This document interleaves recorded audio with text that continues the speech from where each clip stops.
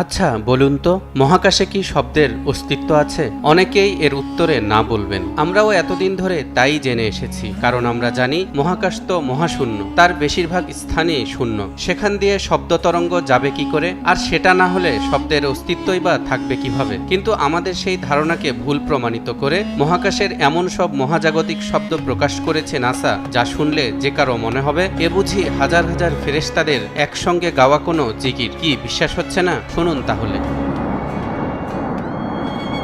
2003 সাল থেকেই Perseus Galaxy ক্লাস্টারের কেন্দ্রে অবস্থিত ব্ল্যাক হোলের শব্দ নিয়ে গবেষণা করে আসছে মার্কিন মহাকাশ গবেষণা সংস্থা নাসা। কারণ জ্যোতির্বিজ্ঞানীরা আবিষ্কার করেছেন ব্ল্যাক হোল দ্বারা প্রেরিত চাপের ফলে গ্যালাক্সি ক্লাস্টারের উত্তপ্ত গ্যাসে ব্যাপক তরঙ্গের সৃষ্টি হয়। সেই শব্দ তরঙ্গকে আরও অ্যাম্প্লিফাই করে এমন শব্দ রেকর্ড করা হয়েছে। শুধু কি ব্ল্যাক হোল? নাসার প্রকাশিত বিভিন্ন ভিডিও ফুটেজে দেখা যাচ্ছে মহাকাশের কোথাও গান গাইছে ধূমকেতু, কখনো বা শোনা যাচ্ছে গনগনে তেজে জ্বলা সূর্যের সরস গর্জন, আবার কখনো এই সৌরমণ্ডলের সবচেয়ে বড় আর সবচেয়ে ভারী গ্রহ বৃহস্পতিকে কাঁপিয়ে দিচ্ছে প্রচণ্ড ঝড় আর বজ্রপাত, কখনো বা শনির বলয় থেকে ভেসে আসছে গায়ে কাঁটা দেওয়া অদ্ভুত সব আওয়াজ।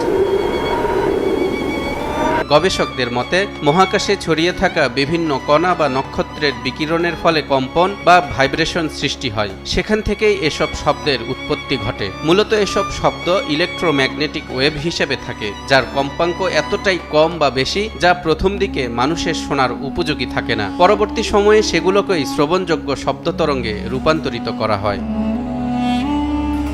এছাড়াও সম্প্রতি NASA hour universe is not silent এবং লিসন টু দ্য ইউনিভার্স নামে দুটি প্রকল্প পরিচালনা করে, যার উদ্দেশ্য ছিল দৃষ্টি প্রতিবন্ধীদের জন্য মহাকাশের তথ্য সহজলভ্য করা। সোনিফিকেশন প্রক্রিয়ায় বিজ্ঞানীরা মহাকাশ থেকে যেসব তথ্য সংগ্রহ করেন তাকেই পরবর্তীতে শব্দে রূপান্তর করে দৃষ্টি প্রতিবন্ধীদের শোনার উপযোগী করে দেন, যা পরে ব্যাপক জনপ্রিয়তা পায়। এই যে মহাকাশে কম্পন আর বিচিত্র সব শব্দের আবিষ্কার করল নাসার বিজ্ঞানীরা, অথচ আজ থেকে 1400 বছর আগেই মহানবী হজরত মুহাম্মদ সাল্লাল্লাহু আলাইহি ওয়াসাল্লাম সেসবের কথা স্পষ্টভাবে বলে গেছেন। রাসূলুল্লাহ সাল্লাল্লাহু আলাইহি ওয়াসাল্লাম যখন মিরাজ থেকে ফিরে আসেন তখন সাহাবারা তাকে জিজ্ঞাসা করেন, ইয়া রাসূলুল্লাহ, আপনি আকাশে কি দেখেছেন, কি শুনেছেন? জবাবে নবীজি সাল্লাল্লাহু আলাইহি ওয়াসাল্লাম বলেন, আমি যা দেখেছি তোমরা তা দেখতে পাও না, আমি যা শুনেছি তোমরা তা শুনতে পাও না। আকাশ জুড়ে প্রচণ্ড কম্পনের শব্দ শোনা যাচ্ছে, আর এর পেছনে রয়েছে এক গভীর রহস্য। আকাশের প্রতিটি অংশে এমনকি 4 আঙ্গুল পরিমাণ জায়গাও খালি নেই, সেখানে ফেরেশতারা সিজদায় লিপ্ত এবং তারা নিরবিচ্ছিন্নভাবে আল্লাহর জিকিরে মশগুল।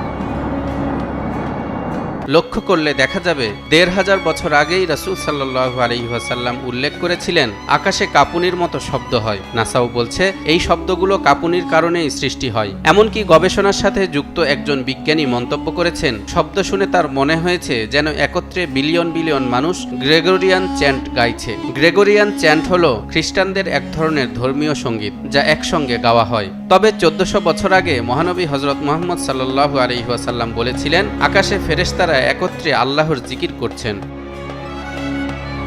যদিও নাসা এর পেছনে বিভিন্ন বৈজ্ঞানিক ব্যাখ্যা দাঁড় করানোর চেষ্টা করছে, যেমন নক্ষত্রের চুম্বক ক্ষেত্র বা প্রাচীন মহাবিশ্বের বিস্ফোরণের ফলেই এমন শব্দ তরঙ্গের সৃষ্টি, তবুও ধর্মপ্রাণ মুসলিমদের বিশ্বাস এই শব্দগুলো হাদিসে বর্ণিত ফেরেশতাদের জিকির ছাড়া আর কিছু নয়।